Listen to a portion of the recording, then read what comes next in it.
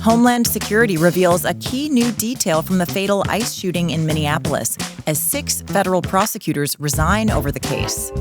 If they feel the need to resign because of orders they have gotten, that is a great statement on their part that this is not tolerable by them. Plus, Minnesota Governor Tim Walz faces impeachment charges. I'm Georgia Howe with Daily Wire Executive Editor John Bickley. It's Thursday, January 15th, and this is Morning Wire.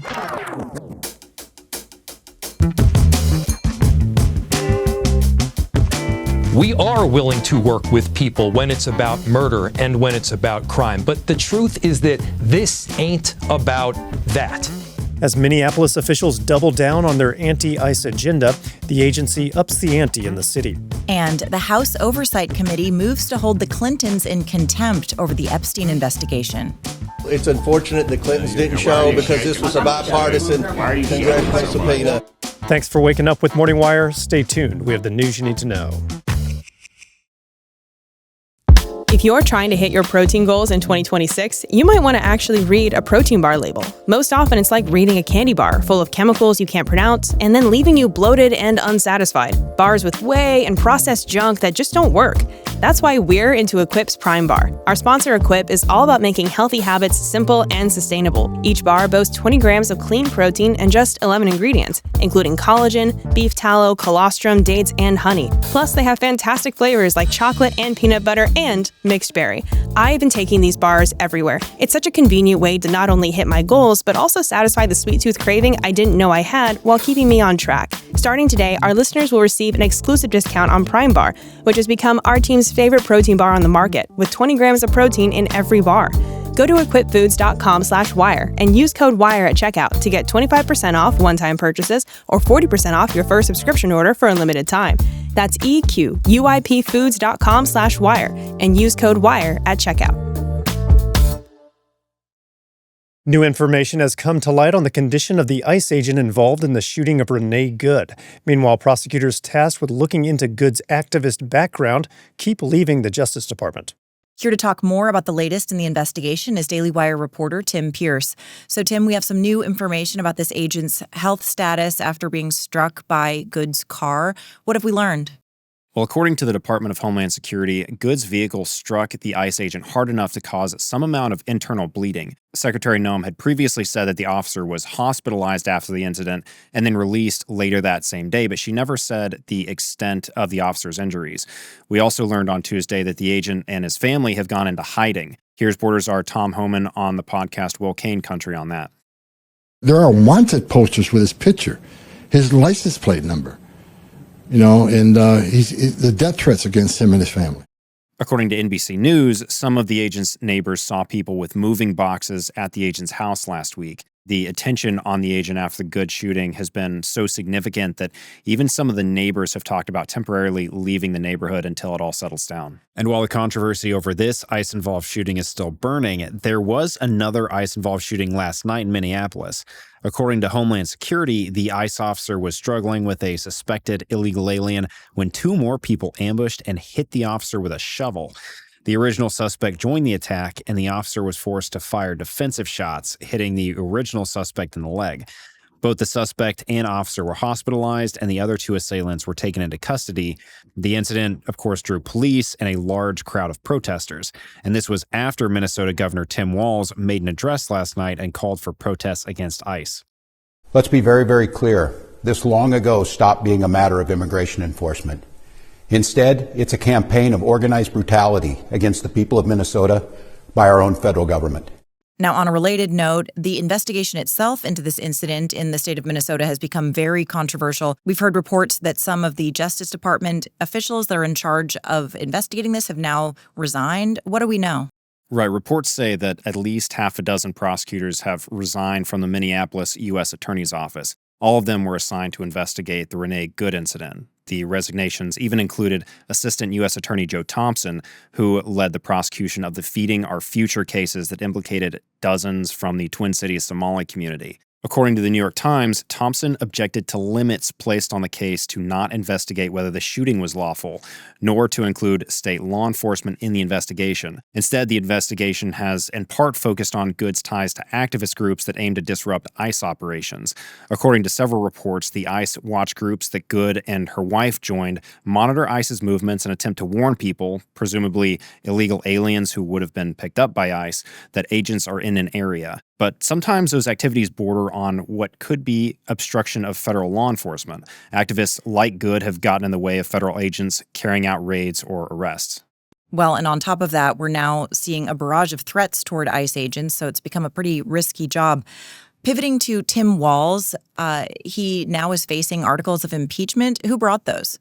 Yeah, a group of state Republican lawmakers say that Walz should be impeached over the vast amount of fraud that has taken place in Minnesota under his watch. State Representative Mike Weiner told Newsweek that since Walz said the buck stops with him, he should have resigned immediately. And since he hasn't, Weiner said, quote, "The next step is impeachment. Our taxpayers are demanding this, and if Democrats don't support the impeachment, they are complicit with the fraud." There are 4 articles of impeachment so far, all relating to the fraud scandal and accusing Walz of intentionally covering it up for political calculations. But the chances of this effort actually succeeding are pretty slim, since the impeachment effort can't really move forward without support from Democrats. Well, a long shot, but certainly it is huge damage to Walz's reputation. Tim, thanks for reporting. Thanks for having me.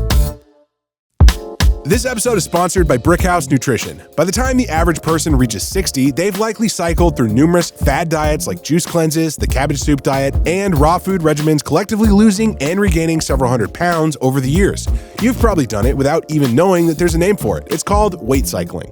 Half of Americans are stuck in this frustrating cycle, and doctors are now seeing it's not just disappointing, it can actually be dangerous. That's where Lean comes in. Unlike those expensive GLP-1 injections, Lean is a non-prescription supplement created by doctors specifically for this problem. And the science behind it is rock solid. I used to be that guy in the kitchen here at work loading up on snacks more than a few times a day, but with Lean, I spend less time snacking and more time focused in on work. You know the executives love to hear that one. If you want to lose meaningful weight at a healthy pace and keep it off, add Lean to your diet and exercise lifestyle. Get 20% off when you enter WIRE at takelean.com. That's code WIRE at takelean.com today. Tensions on the streets continue to remain high in Minneapolis, but ICE is still pushing forward on carrying out its mission. Daily Wire immigration reporter Jenny Terr is on the ground there in the city with the latest and actually rode along with ICE on Wednesday. Hey, Jenny, so about your ride along, were there any moments you felt like things might spin out of control like they did last week? There were absolutely moments where I felt like things were just going to go haywire within a split second, because you had these agitators who were driving in the way of those officers. They were swerving almost directly into them, I mean, from my view, and it happened just within a blink of an eye. I've never seen anything like this. I've been on many ride-alongs with ICE. I've covered this issue for years, and this situation is like nothing I've ever seen.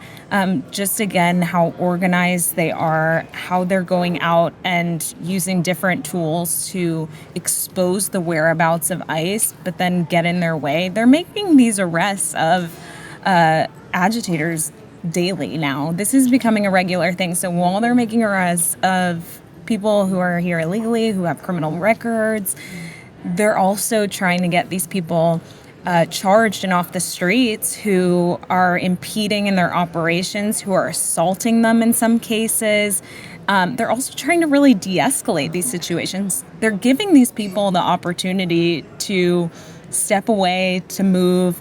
They're giving them verbal orders before things escalate. And in reality, they're trying to just get out of the way of these agitators. They're trying to move on to their next target and not cause anything to really boil over. But these agitators continue to follow them, continue to move people around the city to show up where they're going to be next. So it's a very intense situation, a very organized well-communicated operation. I even met a guy here who was 3D printing whistles and handing them out. He had 50 that he had printed today. All of them were gone by this afternoon, handed out to those agitators who are then going out to where ICE is making arrests, blowing those whistles so that they're alerting everyone around that ICE is here. And then people aren't coming out of their homes. They're not leaving their workplaces. They're not going out so that ICE won't arrest them. So is the city effectively shut down in some areas? Yeah, some of the protesters said that they actually haven't been able to work. There was a bartender who works a lot of different events in the city, and he said tons of events have been canceled. So he really can't go to work. There's no reason to go and bartend at these events right now. And they were very upset about that. They're saying that ICE is really causing these parts of the city to shut down. We know that there were school closures last week after the shooting. But yes, it's really affecting life here. Again, agitators out in the streets, I mean, they're out in the community. So when we were riding along with ICE, we saw just the extent of this. When ICE is out there, and they're driving to, let's say, an apartment complex where we were trying to make an arrest, trying to go knock on the door of their target that day who is supposed to be deported from this country. And what happens is you have agitators starting to follow them behind their cars very closely. And then while that's happening, you start to see these agitators forming on each corner of the street. I mean, really surrounding these neighborhoods. And again, with those whistles they're blowing, they're honking their horns. And then once the ICE agents are getting out of their car, they're standing right across from them. They're yelling really nasty things at them. But those ICE agents, at the same time, it's like water off their back. They're walking into those arrest sites. They're going into that apartment complex, for example, where we were. And they're knocking on the door, and they're trying to get their target to come out to, be able to effectuate an arrest. They're up against a lot, but they're still going out there. Now, we didn't see any of those arrests being made. None of those people came out. And I think that's really the story here, is that you have ICE agents who are out there trying to make arrests, who are trying to continue this despite all this pushback. Now, teams were out there in other areas of the city, other federal teams, because we know this is a larger effort. There's about 3,000 federal agents that have been deployed. So they're out there. There were a lot of arrests made outside of that, but it just shows you what these officers are up against. Well, we've all seen how quickly these things escalate, so we're glad you came back safely from that right along with ICE. Jenny, thank you so much for reporting. Thank you. Bill and Hillary Clinton are refusing to comply with a subpoena in the House Oversight Committee's investigation into Jeffrey Epstein. Daily Wire political reporter Cameron Arcand has more. So, Cameron, what are the Clintons saying? So in a very lengthy statement posted earlier this week, they said that they are not planning on complying with the subpoena given by the House Oversight Committee, citing the current political climate, saying that this is about right versus wrong. And they've also said and claimed that their attorneys have found that these subpoenas are legally invalid. So they're willing to fight this battle right now. And it's obviously blown up and is considered very controversial given how high profile both of them are. Now, can you just ignore a subpoena or claim that it's illegal? What are the consequences for doing this? So there could be potentially major consequences for the Clintons in this regard, as House Oversight Committee Chair James Comer has said that he does plan to hold them in contempt of Congress over this. So here's what he had to say. Well, here we are again. I don't think it's any secret. Former Secretary of State Hillary Clinton joined her husband in defying a bipartisan lawful congressional subpoena to show up today. I think what's most disappointing to the Oversight Committee is the fact that we have, in good faith, negotiated with the Clintons' attorneys for 5 months. So obviously, when something like this happens, we could potentially see criminal charges filed against the Clintons in this regard. People have served jail time for this before for not willing to give a deposition. And something that Comer has said repeatedly is just because we're asking you to give a deposition and we sent this in on a bipartisan basis does not mean that there's necessarily any evidence of wrongdoing in this regard. They're simply using this as a vehicle to get answers to questions they have regarding Jeffrey Epstein, as we saw many of those files released last year. Now, what's the political reaction to this, Ben? Are they getting support from Democrats? Well, their lengthy statement on social media did cause a lot of Democrats to rally around them. They see this as an act of resistance to the Republicans in Congress and the Trump administration. But one thing that Comer has argued is this was a bipartisan process, especially given that there was such bipartisan interest in the Epstein files and into this ongoing Epstein probe. So here's what he had to say the other day about what we could expect next week.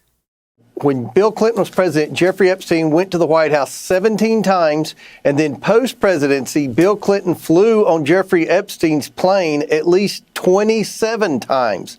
So that shows they were close. Again, no one's accusing Bill Clinton of any wrongdoing. We just have questions. And the Democrats in Congress, they've gone full war mode on trying to get people in to talk about Epstein. But when it came to Bill Clinton, initially the Democrats voted for the subpoena and they said, yeah, we want to hear from Bill Clinton too. They didn't even come to the deposition, and they're all running and evading reporters who, quite surprisingly, the mainstream media has been pretty critical that Bill Clinton didn't show up for this subpoena.